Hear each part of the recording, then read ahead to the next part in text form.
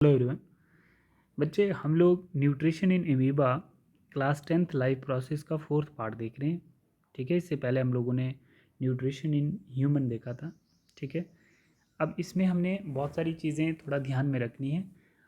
Amoeba जो होता है बेटा यूनिसेलुलर ऑर्गेनिज्म है। कैसा है? यूनिसेलुलर ऑर्गेनिज्म है। यूनिसेलुलर है। ठीक है, यूनिसेलुलर ऑर्गेनिज्म है। मोड ऑफ न्यूट्रिशन बिल्कुल इसमें भी किसकी तरह रहता है? ह्यूमन की तरह रहता है, which is holozoic mode of nutrition, तभी हम इसको पढ़ते हैं। ठीक है, अब आपको ध्यान रखना है कि जो ह्यूमन होते हैं वो मल्टी सेलुलर होते हैं। ठीक है, बट उनमें भी मोड ऑफ न्यूट्रिशन जो है वो होलोजोइक मोड ऑफ न्यूट्रिशन रहता है। ठीक, सबसे पहले यहाँ पर हम लोग क्या देखेंगे? जैसे मानो अमीबा है।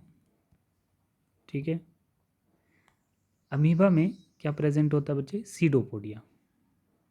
सीडोपोडिया जैसे हमारे पास क्या प्रेजेंट है? जैसे हमारे पास माउथ है। ठीक है, फूड कैप्चर के लिए, तो इसके पास क्या रहेगा? सीडोपोडिया है। तो किसके काम आएगा? Capturing of food. Capturing of food. ठीक है, बेसिक इन्फॉर्मेशन ध्यान में रखनी है। फिर उसके बाद जैसे फूड कैप्चर करेगा बेटा, तो क्या होगा? Take in food vacuoles. तो फूड को कहाँ पहुँचा देगा? Take in food vacuoles. Vacuoles. ठीक है, यहाँ पे देख लो, फूड वैक्यूल्स में जाएगा। यहाँ पे ऑलरेडी है। जैसे ये है हमारे पास अमीबा, और अमीबा के पास एक न्यूक्लियस प्रेजेंट है।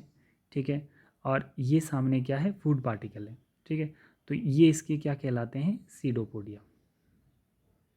सीडोपोडिया। अब इन सीडोपोडिया से क्या करेगा? ये फूड कैप्चर करेगा। तो इसने फूड को यहाँ ले लिया। ठीक है, अब जैसे जैसे फूड को कैप्चर करने के बाद take food inside the vacuoles, इसने क्या कर दिया? फूड को हमने किस में डाल दिया? वैक्यूल में। तो एक ये सबसे पहले क्या बनाएगा? अंदर एक फूड वैक्यूल्स बनाएगा। ठीक है, तो जिसमें ये फूड पार्टिकल्स को एंटर करेगा। मानो जैसे इसके पास ये बन गया यहाँ पर फूड वैक्यूल्स। यहाँ पे देखो, ये फूड वैक्यूल्स बना दिए, और इस फूड वैक्यूल्स के अंदर इसने क्या डाल दिए? फूड पार्टिकल्स डाल दिए।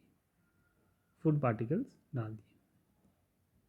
ठीक है बेटा, अब जैसे इसने फूड पार्टिकल्स को फूड वैक्यूल्स में डाल दिया बच्चे, तो क्या होगा? Digestion of food in the food vacuoles. तो क्या होगी? अब डाइजेशन ऑफ फूड होगी फूड वैक्यूल्स में। इस फूड पार्टिकल्स का क्या होगा? डाइजेशन होगी।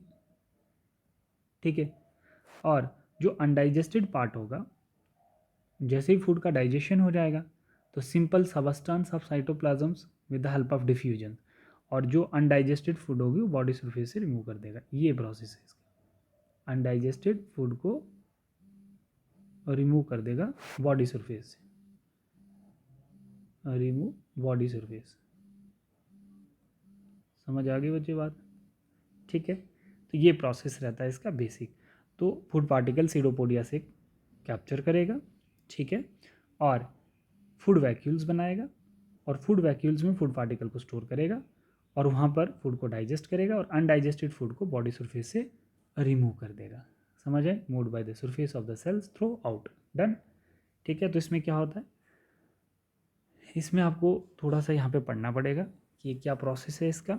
Amoeba is an aquatic protozoans animals which lives in the bottom of the fresh water. पहला क्वेश्चन, एमीबा आपको कहाँ मिलेगा? फ्रेश वाटर में मिलेगा, पूल में मिलेगा, स्ट्रीम्स में मिलेगा, और other submerged object. It is a microscopic organism. Animal help has no mouth or a fixed place for ingestions of food. It feeds on all kind of aquatic microorganism like bacteria, diatoms. ठीक है, bacteria की तरह ही diatoms भी एक species है। ठीक है, micro organisms है, वाटर बॉडी है। The mode of nutrition is holozoic and process of obtaining food is called phagocytosis. ठीक है, तो इसमें क्या प्रोसेस होता है? फेगो का मतलब होता है इनगल्फ करना, निगलना। ठीक है, amoeba Amoeba takes in food using temporary finger-like extension of the cell surface is called pseudopodia. Most important point है। ठीक है, pseudopodia which act as a mouth। जैसे हमारे पास माउथ होता है, act as a mouth। ठीक है, which fuse over the food particles forming a food vacuole complex। Substance are broken down into the simple one which then can diffuse. ठीक है, फिर उसमें से क्या होगा बच्चे? जैसे उसने जो फूड वैक्यूल्स बनाया था, फूड वैक्यूल में से डिफ्यूजन होगी, जिसको एब्जॉर्प्शन बोलेंगे, इनटू द साइटोप्लाज्म। जैसे यहाँ पर इसने फूड वैक्यूल्स में फूड को डाइजेस्ट किया, तो यहाँ से फिर सेल की साइटोप्लाज्म के लिए क्या एसेंशियल न्यूट्रिएंट को ट्रांसपोर्ट किया जाएगा, और जो नॉन एसेंशियल्स हैं उनको यहीं से बाहर डिफ्यूज़ कर दिया जाएगा बॉडी सरफेस से। The remaining undigestive food materials move out to the surface of the cells and thrown out of the rupturing of the cell membrane. तो इसी सेल मेम्ब्रेन से फेसिस को रिमूव कर दिया जाएगा अनडाइजेस्टेड फूड पार्टिकल्स होंगे। ठीक है बच्चे, तो ये अमीबा की डाइजेशन है जो आपको बहुत अच्छे से रिवाइज करना है।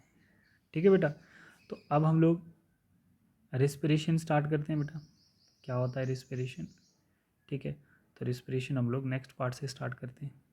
तो ये आप लोगों का पहला डाइजेशन वाला पार्ट जो है वो ख़त्म होता है, डाइजेशन वाला चैप्टर। Thank you.